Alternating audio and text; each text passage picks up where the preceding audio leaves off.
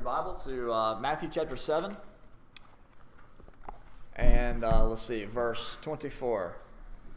Matthew chapter 7, verse 24.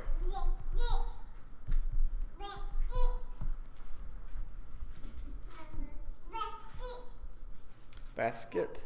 He's saying basketball, if you didn't know. What I think he's saying it. We have a disagreement about what he's exactly saying. See, I think he's saying, bask has for the longest time has been basketball. And then I tell him to go get it. And so I think he's saying basketball, get it. But Laura thinks he's just saying basket. So, it's up in the air. But apparently Daniel in the lion's den has something to do with basket. So he loves basketball. Although the other day I saw him kicking it around. And so I'm wondering if somebody in the household who will remain nameless is trying to teach him how to play soccer, which is the lesser of the two sports. But before we get into the lesson this morning, I want to share with you an idea that I had. And I had the idea, for a while, but what made me sort of want to put it into practice was these things. See, these little cups, little pre-made cups here, I don't know if you've noticed, but they kind of taste kind of terrible. Kind of like cough syrup, Have you noticed that? I don't know if you noticed that or not, but it makes you wonder, I don't know, it kind of makes you just, I don't know. It makes you wonder what that passage meant when he said, taste the Lord for he is sweet. Because that's got nothing to do with it, I tell you. So anyways, I was thinking about that, and I, had done some study a while back on the way that they took the Lord's Supper in the first century, the communion in the first century. And if you look at the night of the Passover, you get a really good picture of it.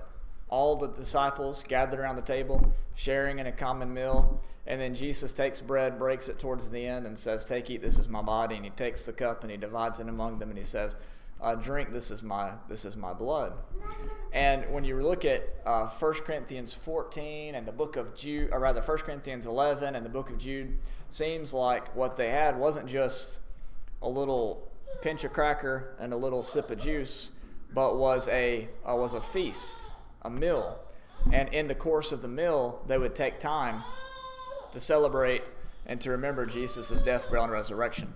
And so what I was thinking we might do, maybe we would have to do this once coronavirus kind of fizzles out or whatever, however that's going to end. I don't know if it will ever end. I guess they announce new strains all the time, so you kind of wonder if this is like a perpetual normal for us now. But regardless,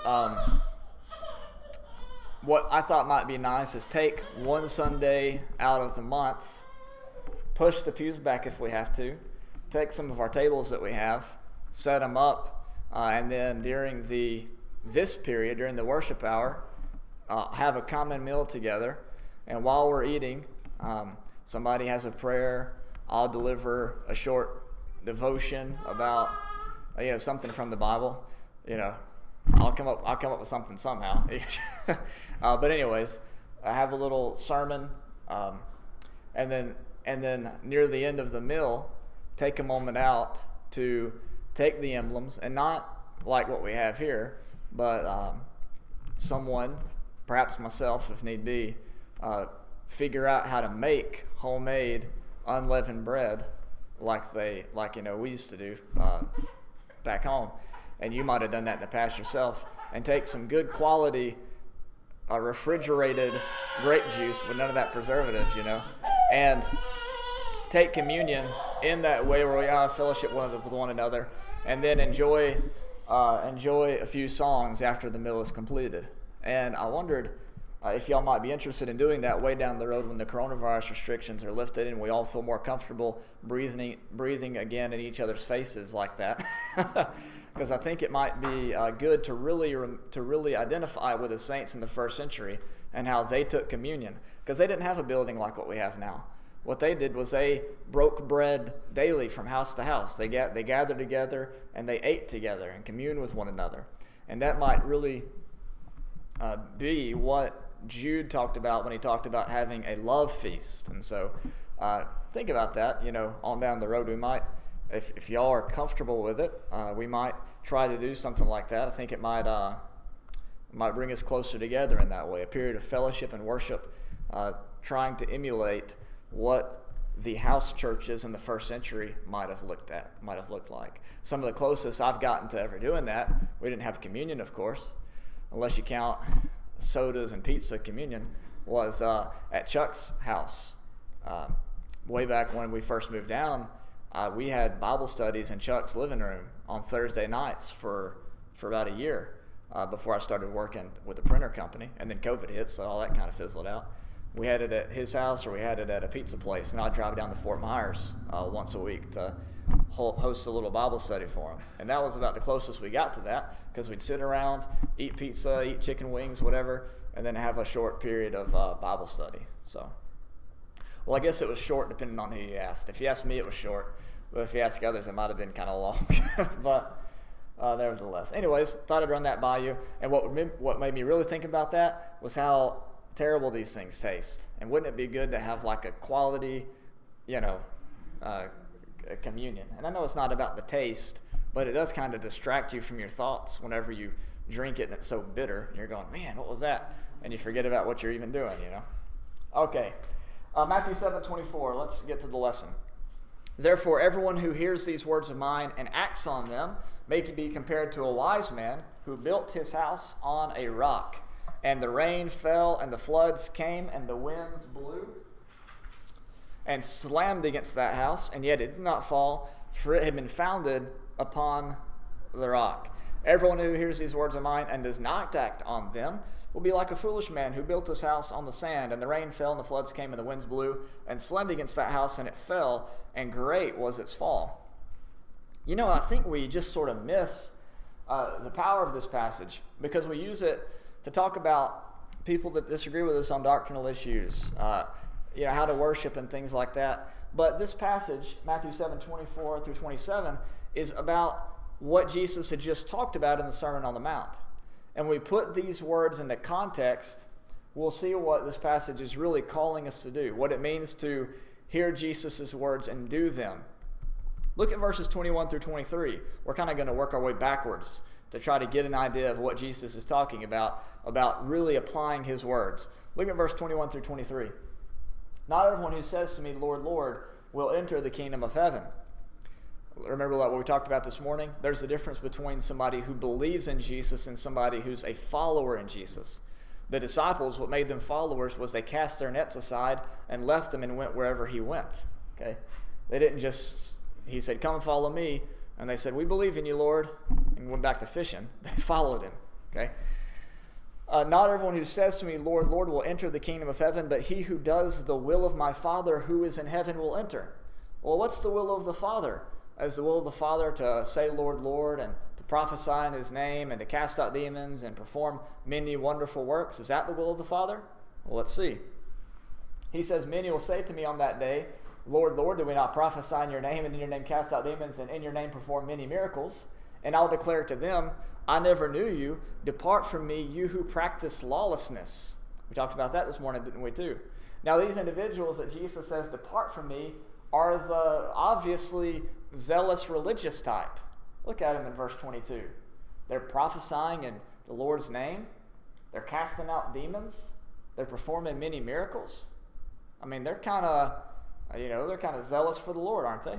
Outwardly, it appears from verse 22 that they're living for God.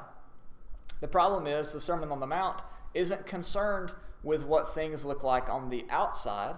The Sermon on the Mount is concerned with what things look like on the inside. The Sermon on the Mount is about what one's character is in their heart, not what one's outward actions of so-called religion or purity look like on the outside. Let's go back now that we've done this. Let's go back to Matthew chapter 5 and begin looking at what the Sermon on the Mount is all about. And then we will start to see what Jesus meant by hearing these things and doing them. See, it's not just outward doing, but inward doing. Who we are in the inner man. And so in verse 3 he says, blessed are those who mourn. Blessed are those who are poor in spirit, inwardly. Focus on the inside is what counts. For theirs is the kingdom of heaven. Blessed are those who mourn, for they shall be comforted. Blessed are the gentle, for they shall inherit the earth. Blessed are those who hunger and thirst for righteousness, for they shall be satisfied. Blessed are the merciful, for they shall receive mercy. Blessed are the pure in heart, for they shall see God. Blessed are the peacemakers, for they shall be called the sons of God. All these things in verses 1 through 9 are not things that are done just outwardly, but they have to start somewhere from within. Poor in spirit, pure in heart. It starts on the inside and works its way outside. An individual can prophesy in Jesus' name, do many wonderful works, but not have these qualities of being merciful and being pure in heart and being a peacemaker and hunger and thirst after righteousness. All right? We come down in the Sermon on the Mount, and Jesus says to them in verse 17 that he did not come to abolish the law and the prophets. Instead, he came to fulfill them in verse 17. And he goes on to say that until heaven and earth pass away, not the smallest letter or stroke shall pass from the law until all is accomplished. Whoever then annuls one of the least of these commandments and teaches others to do the same shall be called least in the kingdom of heaven. But whoever keeps and teaches them, he shall be called great in the kingdom of heaven. For I say to you that unless your righteousness surpasses that of the scribes and Pharisees, you will not enter the kingdom of heaven. Now what he means by verse 20, and now what he's going to get into, is moving righteousness from being an outward thing that makes yourself look good to being an inward thing that comes from true transformation. And this is going to be the difference between Jesus' disciples and the scribes and the Pharisees, as Jesus picks on in verse 20. For example, look at verse 21. You have heard that the ancients were told, you shall not commit murder, and whoever commits murder shall be liable to the court. That's an outward thing. That's something that you do on the outside. Anybody can abstain from murder. Okay, anybody can follow that command. But look at verse 22. Look who this causes to be guilty. Everyone who is angry with his brother shall be guilty before the court. You ever been angry with somebody? Whoever says to his brother, you good for nothing. Anybody ever called somebody good for nothing or empty-headed or a fool? He says they shall be guilty before the Supreme Court. Whoever says, you fool, shall be guilty enough to go into the fiery hell. Now we're going from things that are something that's just an outward thing, like murdering somebody that's visible to everybody, to something that originates in the heart, being angry with somebody, right? That's more difficult of a command to follow. But this is what Jesus means when he says, those who hear the sayings of mine and does them will build their house on a strong foundation. Because how many people could come to Jesus and say, well, I attended church every Sunday, I took the Lord's Supper like I was supposed to, I sang like I was supposed to, I heard sermons, I said prayers all the time. But then Jesus says, but were you angry with your brother? Have you ever been angry with your brother without a cause? Have you ever called somebody a fool, whatever? Then how many people would go, uh-oh, Everybody would. He says, therefore, in verse 23, if you're presenting your offering at the altar, and there remember that your brother has something against you, leave your offering there before the altar and go. First be reconciled to your brother, then come and present your offering. Now, what was more important to the Pharisees and scribes? To make the offering, right? Because that's what the law required you to do. You got to make these offerings on these certain days at these certain times. But Jesus says, those outward things aren't what I'm interested in. What I'm interested in, first, you go make what's right with your brother, and then you come back and give the offering. And this is why Paul had to tell them in 1 Corinthians 11, before they took communion, to examine themselves. They had to see whether or not they were even ready to take the communion. If they had something against their brother, they had no business being there, taking that communion. They need to go and fix it and then come and take the communion, you see? Because what Jesus cares about more is not outward ritualistic things that we might do, outward righteousness, things that look good to other people, but what's going on in our heart, having our character transformed. And this is what he meant when he said, if you do these things I'm telling you to do, you'll build your house upon a foundation, a strong foundation. Building your house on outward, easy to see expressions of righteousness, religion, religious things, purity things that people talk about. That's one thing, but that house is made out of sand. If that is the sum total of Christianity, then that house is doomed to fall, and that's why it's fallen in many places in our country. The reason why Christianity has fallen in the world in many areas is because it's been built on a foolish foundation of sand that's fixated on outward showings of righteousness, so-called, of outward showings of worship, of outward showings of so-called purity, and not focused on transforming the heart, the inward type of person. That's the strong foundation of which Jesus said in Matthew chapter 16, the gates of hell shall not prevail against it.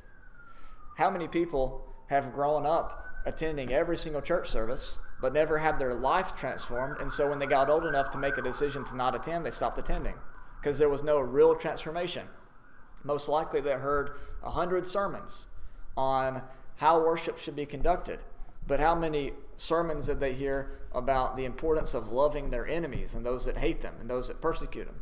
The importance of radically transforming their life and leaving their fishing nets behind and going to Jesus like the apostles did.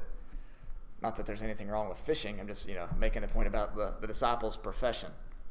So Jesus here is showing them what the strong foundation really is. It's really about the inward person, not about the outward person. Let's go down a little bit. He says in verse 27, you have heard that it was said, you shall not commit adultery. How easy is that? I mean, you can go through your life without sleeping around on your spouse. Most people can do that. People put themselves in situations where it's not an easy decision to make, but most people can fulfill that command. But notice what Jesus says, and this is something that probably way more people are guilty of. He says, but I say to you that everyone who looks at a woman with lust for her has already committed adultery with her in his heart. Now that one's tough to follow, isn't it?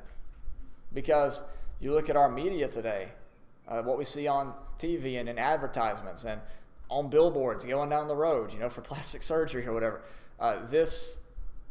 There are temptations everywhere in regards to that. But I want you to notice who the blame is upon in verse 28. Everyone who looks at a woman with lust for her has already committed adultery with her in his heart. The blame is put on the one who is looking.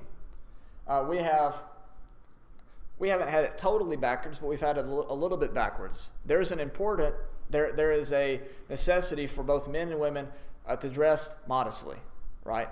But the real blame lies upon the person who's looking, who is looking at the individual with lust, because you probably know as well as I do that you can lust after someone, or some people call it undressing someone with their eyes, if they're fully clothed, right? They don't have to be scantily clad in order to lust after them. So this is a heart problem. This is the problem here falls on the individual who's doing the lusting. He says you don't lust after someone with your eyes.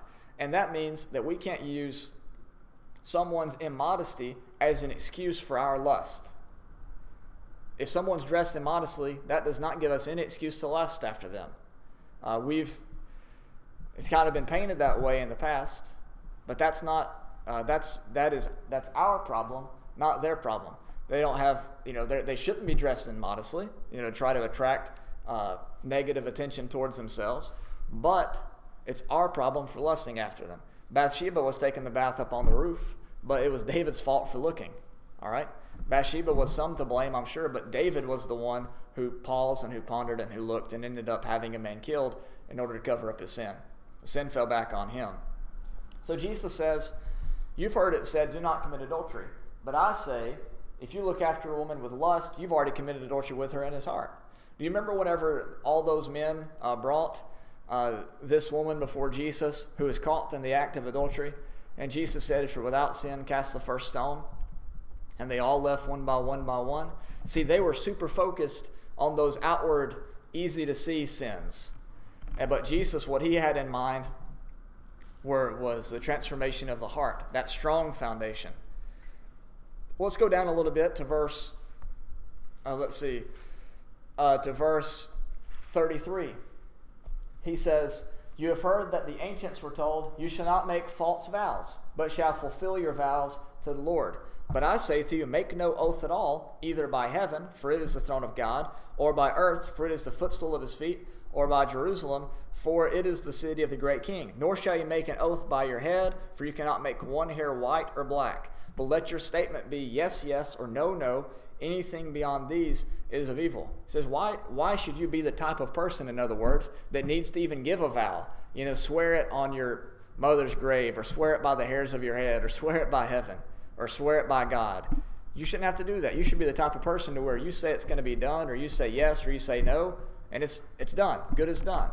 See, he's moving them into a different type of living. He's teaching them how to build their life upon a strong foundation. Verse 38, he says, "You've heard that it was said, an eye for an eye, a tooth for a tooth." Well, according to Jesus, that type of lifestyle is foolishness. That type of lifestyle is built upon sand. Anybody can do that. Anybody can trade an eye for an eye or a tooth for a tooth. We do that on a personal level, when we do that on a national level. We follow this plan of an eye for an eye or a tooth for a tooth. Jesus says that plan's built on foolishness. If you really want to live, if you really want to have life, he says, "Do not resist an evil person. Whoever slaps you on your right cheek, turn the other to him also. If anyone wants to sue you and take your shirt, let him have your coat also. Whoever forces you to go 1 mile, go with him 2. Give to him who asks of you. Do not turn away from him who wants to borrow from you." Verses 38 through 42 show what it's like to be on a strong foundation. If somebody takes your eye or takes your tooth, I'm not talking about the dentist, then we have to learn how to be the bigger person. And that type of action can lead to life. See, but to take his eye or to take his tooth in vengeance of your own is to not live a life that brings about more life. It's a life that brings about more death, more violence, more destruction. Violence begets violence. He says, "You shall love your neighbor and hate your enemy." That's one thing that they had heard before. You shall love your neighbor and hate your enemy. And who can't do that? Everybody does that, right? Love your neighbor, hate your enemy. It's easy to love our friends and hate those that are against us. But Jesus says that way is built upon foolishness. That's a house that's doomed to fail. He says if you want to have a house that is built upon a strong foundation that can withstand any type of storm that comes at it, then here's what you ought to do. But I say to you, love your enemies and pray for those who persecute you, so that you may be sons of your Father who is in heaven. For he causes his sun to rise on the evil and the good, and sends rain on the righteous and the unrighteous. That's a strong foundation. If you're loving your enemies, you can't go wrong. If you're loving your neighbors, you can't say that you've really fulfilled the law, because anybody can do that. But it takes a special kind of person to love their enemies. Let's go to chapter 6. Chapter 6, we have some more information here about righteousness, by the way, from our class this morning. He says, "Beware of practicing your righteousness before men to be noticed by them. Otherwise, you have no reward with your Father who is in heaven." Who here has seen a video on Facebook or on the news of somebody giving a sandwich or something like that to a homeless person? Anybody seen a video like that? Why did you see it? Why did you see that video? Because the person who did it recorded it. Why? Now, why did they record it? What Jesus said is, "Beware of practicing your righteousness before men to be noticed by them." Or we might translate this passage, "Beware of practicing your righteousness before men to get likes on Facebook." You see, he says here, you have no reward. Why? Because you already have your reward. Your reward is those likes, is those views, is those compliments, is those attaboys. That's your reward. But if you really want a reward, here's what he says you ought to do in verse 2. "When you give to the poor, do not sound the trumpet before you, as the hypocrites do in the synagogues and in the streets, so they may be honored by men. Truly I say to you, they have their reward in full. But when you give to the poor, do not let your left hand know what your right hand is doing, so that your giving will be in secret, and your Father who sees what is done in secret will reward you." That's the house that's built upon righteousness. The house that's built upon foolishness is doing things to be seen by men. Because what happens when nobody's watching? What happens when you forget your phone at home and can't record? Are you going to do things for the poor then? No, you don't get likes on Facebook that way, do you? Right? You don't get donations to your nonprofit if people don't see you doing it in public like that.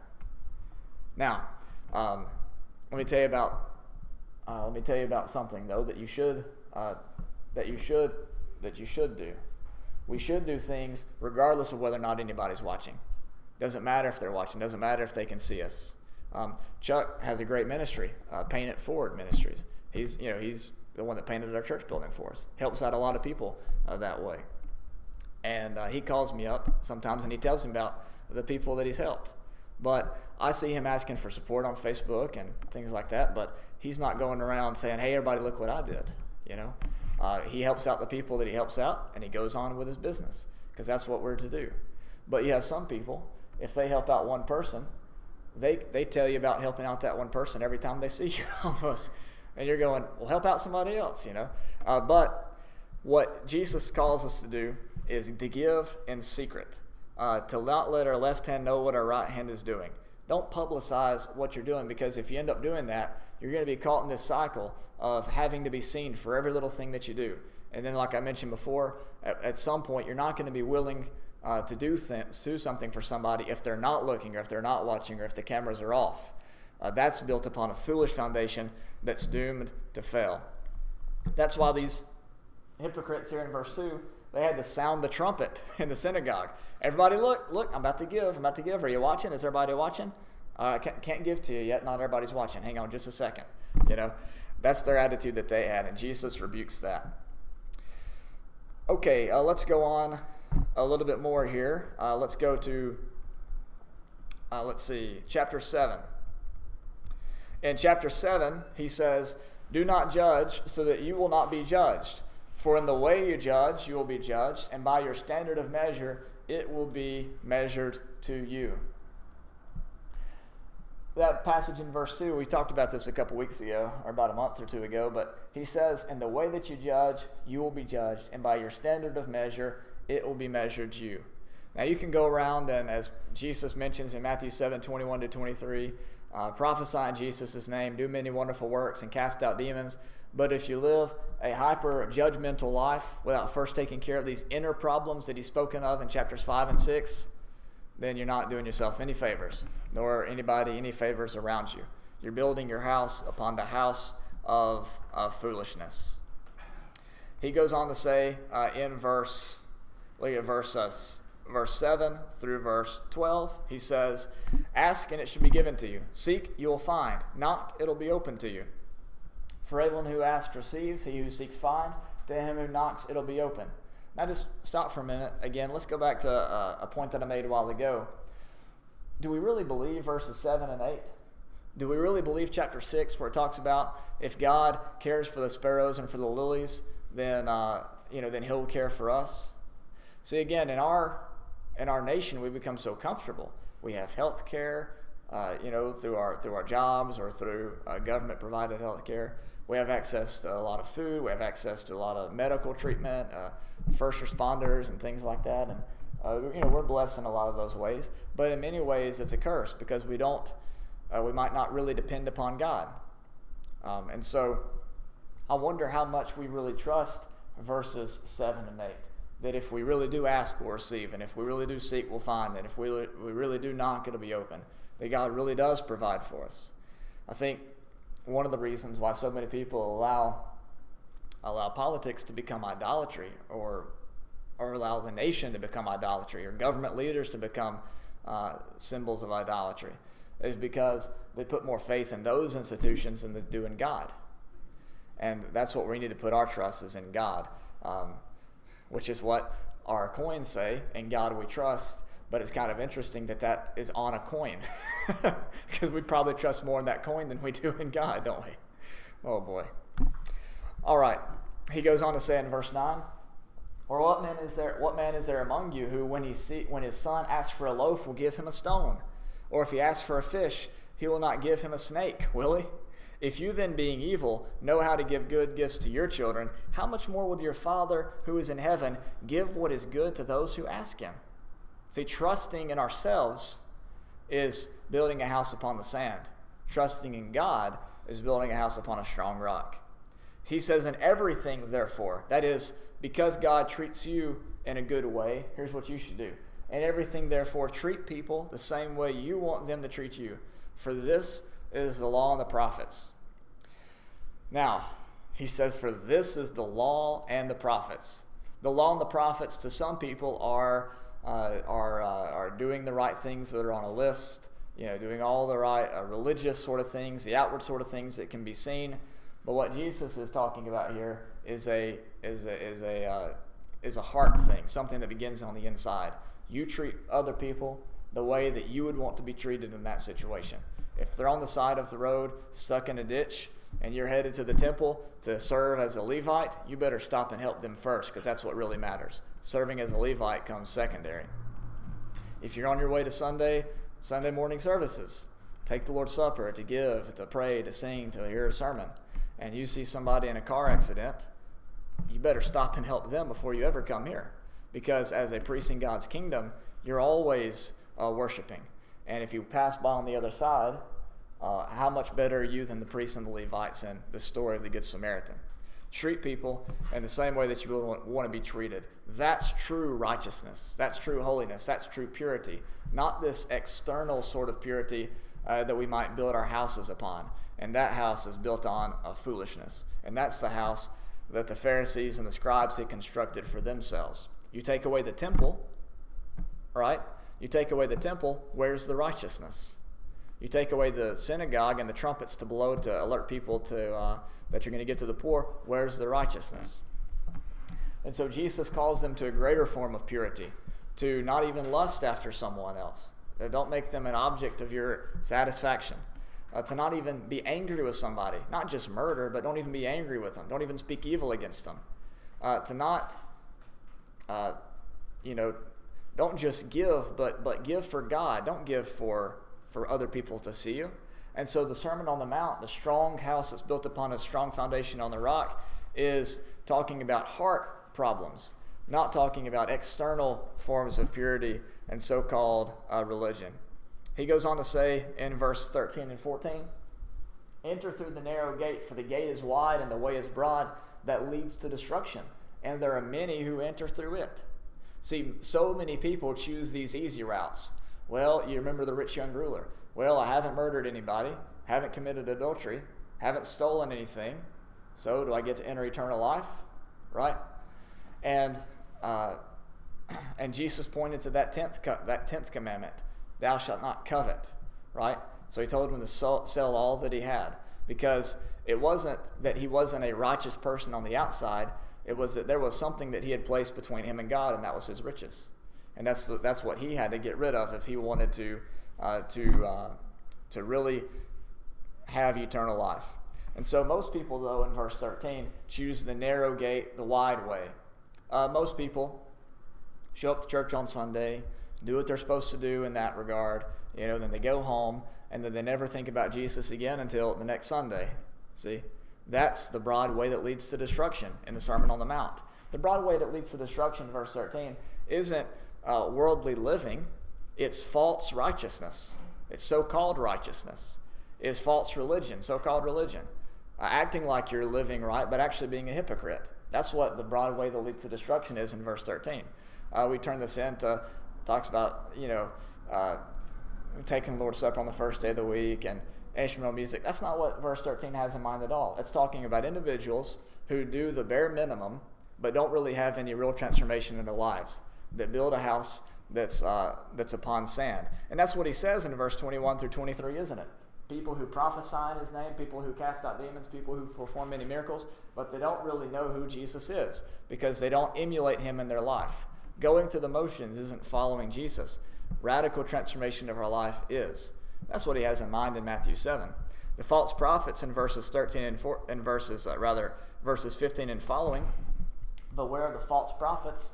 They're the ones who all throughout this passage, Jesus is saying, you've heard that it's been said to you. You've heard that it's been said to you. He's talking about their interpretations of the law. And their interpretations of the law was to do the bare minimum themselves while placing all these heavy burdens upon everybody else. None of it focusing on what really matters, and that was to love one's neighbor as themselves. So he says in verse 15, Beware of the false prophets who come to you in sheep's clothing, but inwardly are ravenous wolves. Now, if you just send your tithe, then the Lord's going to bless you beyond your wildest dreams. Sending your tithe, anybody can write a check, but who can love their neighbor as himself? Who can love their enemies?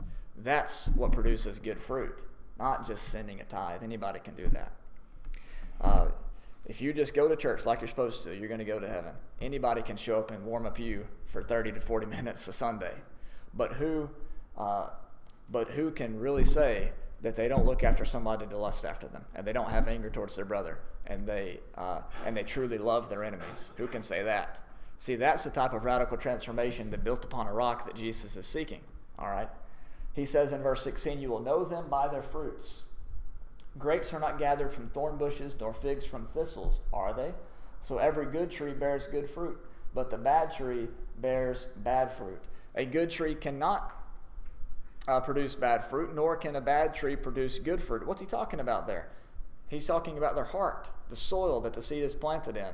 You look at the Pharisees and the scribes and the Sadducees and all those, and then you think about their place in the temple, and then you think about that woman with her 2 mites. Why was she ever allowed to get down the 2 mites in the first place? See, a bad tree produces bad fruit. Maybe she wasn't there when they had the trumpets to blow in the synagogues, when they were giving out money. Maybe she wasn't present in a populated street. Maybe they just saw her in an alley, so they passed by on the other side.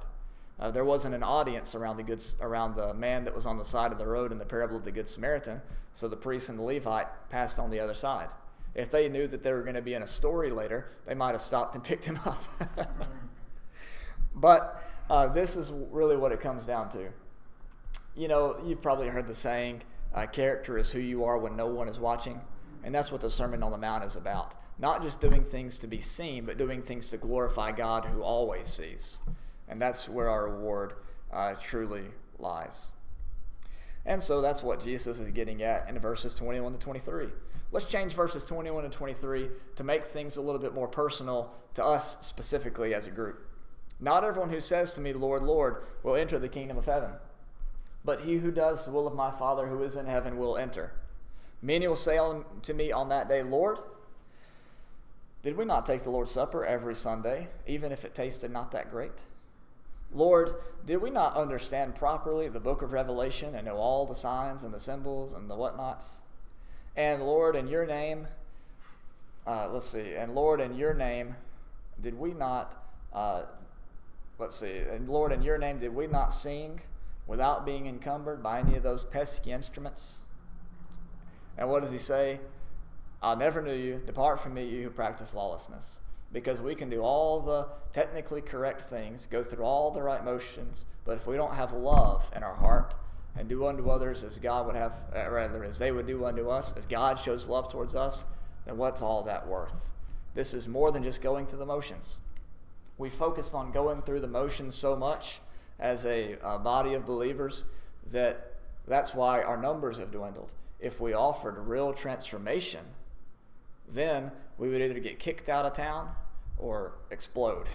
So that's what we ought to be focused on, is real inward transformation, and all that other kind of stuff follows. That's the strong foundation Jesus has in mind in 24 through 27. You know the reason why? I wish I had this quote right before me. It was so good. But this guy had this wonderful quote. He said, "Thank goodness for Christian scholarship, and they work so hard to keep us from really just reading the Bible. Because if somebody just read the Bible, they would see all this about loving your enemies, but we get distracted by, well, what's this mean in Revelation, and what does 1 John chapter 3 verse 4 mean? Well, everybody goes there, and we miss out on all these passages that are so plain and simple and easy to read that call us to really transform our lives." And so he said, well, thank goodness for Christian scholarship, because without biblical scholarship, we might actually have to read the New Testament. Get so fixated on some of these things. And sometimes intense Bible study does become an excuse to not do the things that we're supposed to do, And I know that's true. That can be true in my life especially. I'm really, preaching to myself there. I think that we need to get out from behind our desks or our reading chairs and and really try to put into practice the things that we are reading here, because that's how we transform the world. And even if our numbers don't increase or whatever it is, at least we can die knowing that we put all we could into serving others in the name of God, not to be seen of men, but to be seen of the Father. All right, we'll go ahead and